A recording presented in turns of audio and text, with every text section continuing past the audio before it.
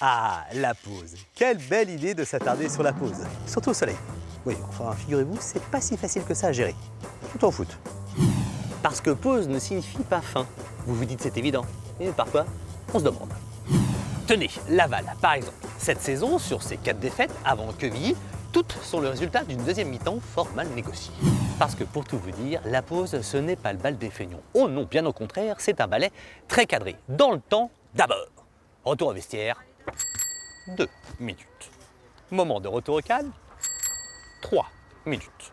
Consigne individuelle et collective, 8 minutes.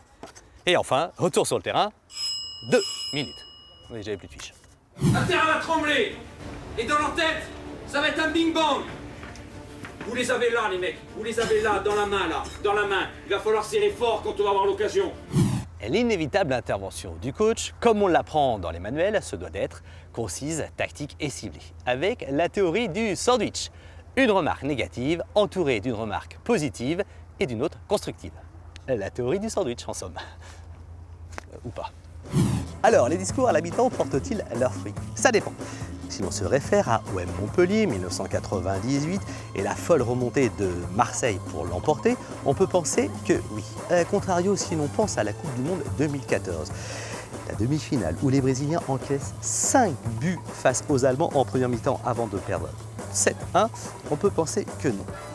Bon, cela dit, encaisser 5 buts en première mi-temps, dans une Coupe du Monde, c'est une façon de rentrer dans l'histoire. Pas sûr que ce soit du goût des Brésiliens quand même.